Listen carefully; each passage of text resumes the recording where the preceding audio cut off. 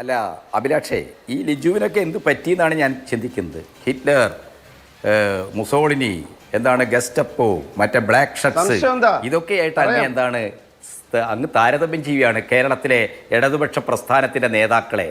അപ്പോൾ നിങ്ങളിങ്ങനെ സത്താരഹിതമായി ചരിത്രവിരുദ്ധമായി ഇത്തരത്തിലുള്ള അപനിർമ്മാണങ്ങളിലൂടെ നിങ്ങൾ എത്തപ്പെടുന്നത് BJPയുടെ പാദസേവയിലാണ്.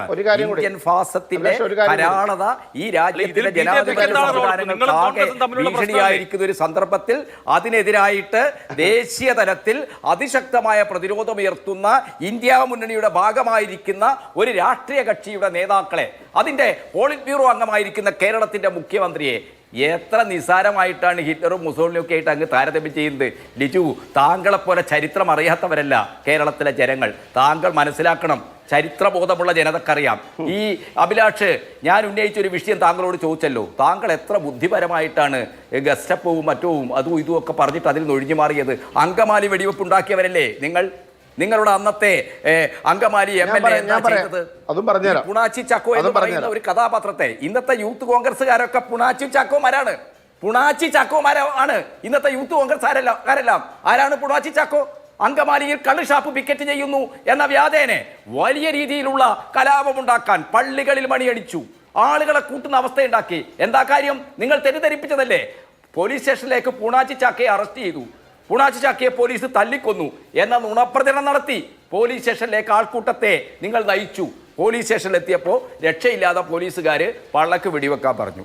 പള്ളക്ക് എന്ന് പറഞ്ഞാൽ സൈഡിൽ വെടിവെക്കണമെന്നാണ് ഈ മധ്യ കേരളത്തിലെ ഒരു ഭാഷാപരമായ പ്രശ്നമാണ്. പക്ഷേ പോലീസുകാർ തെറ്റിദ്ധരിച്ച് നേരെ വെടിവെച്ചു. 9 ആളുകൾ മരണപ്പെട്ടു. ഈ മരണം, ഈ വെടിവെപ്പ്, ഈ സംഭവങ്ങളെല്ലാം ഉണ്ടായത് പുണാച്ചി ചാക്കോയെ പോലീസ് പിടിച്ചു കൊണ്ടുപോയി കൊന്നു എന്ന കോൺഗ്രസ് നേതാക്കളുടെ പ്രചരണത്തിന്റെ ഫലമായിട്ടാണ്. പിന്നീട് എന്താ സംഭവിച്ചത്? അതേ സ്റ്റേഷന്റെ വരാന്തയിൽ ഈ സംഭവങ്ങളൊക്കെ നടന്നതിന് ശേഷം പുണാച്ചി ചാക്കോ നിൽക്കുകയാണ്. അപ്പൊ അതുപോലെ പുണാച്ചി ചക്കോമാരെ ഇറക്കിയിട്ട് ഇടതുപക്ഷ ജനാധിപത്യ മുന്നണി ഗവൺമെന്റിനെ അട്ടിമറിച്ച് കളയാം, അതിന് നരേന്ദ്രമോദിയുടെ സഹായം തേടാം എന്ന് വ്യാമോഹിച്ചുകൊണ്ടാണ് ലിജുവിന്റെ പാർട്ടി, സതീശന്റെ പാർട്ടി, സുധാകരന്റെ പാർട്ടി ഇപ്പോൾ ഇവിടെ അട്ടിമറി സമരങ്ങൾ നടത്തുന്നത്. ആ അട്ടിമറി സമരങ്ങൾ കേരളത്തിലെ ജനങ്ങൾക്ക് തിരിച്ചറിയുമെന്ന കാര്യത്തിൽ യാതൊരു സംശയവുമില്ല. നിങ്ങൾ മനസ്സിലാക്കേണ്ട ഒരു കാര്യം, ഇന്ത്യ എന്ന് പറയുന്നത് BJP എന്ന ഹിന്ദുത്വ പാർട്ടിയുടെ ഭീഷണിയിലാണ്. ആ ഹിന്ദുത്വ പാർട്ടി ഇന്ത്യയിൽ എന്താണ് രാമക്ഷേത്രം ഉണ്ടാക്കി ഹിന്ദു രാഷ്ട്രത്തിലേക്ക് ഈ രാജ്യത്തെ നയിക്കാനുള്ള നീക്കം നടത്തുന്നത്. ആ രാമക്ഷേത്ര പ്രതിഷ്ഠാ ദിനത്തിന് നിങ്ങളെ പാർട്ടി പങ്കെടുക്കുക. അപ്പൊ നിങ്ങളും BJPയും തമ്മിലുള്ള വ്യത്യാസം എന്താണ്? ബന്ധം എന്താണ്? ഈ കാര്യങ്ങളൊക്കെ ചർച്ച ചെയ്യേണ്ട വളരെ ഗൗരവമായ ഒരു രാഷ്ട്രീയ സന്ദർഭമാണ്. ഇന്ത്യൻ പ്രതിപക്ഷത്തെ ആകെ ദുർബലമാക്കുന്ന, അതിനെ നിരായുധമാക്കുന്ന നിലപാട് കോൺഗ്രസ് പാർട്ടി സ്വീകരിക്കുന്ന ഒരു ഘട്ടത്തിലൂടെയാണ് നമ്മൾ കടന്നു പോകുന്നത്. അങ്ങനെ കടന്നു പോകുമ്പോൾ നവകേരള സദസ്സിൽ ഏതോ ഒരു DYFIക്കാരൻ ഹെൽമെറ്റ് കൊണ്ട് തലക്കടിച്ച് അയാൾ ഗസ്റ്റപ്പോ ആണ്, അയാൾ ബാക്ക് ഷർട്ടാണ് എന്നൊക്കെ പറയുന്നതിന്റെ ചരിത്രബോധമില്ലായ്മ.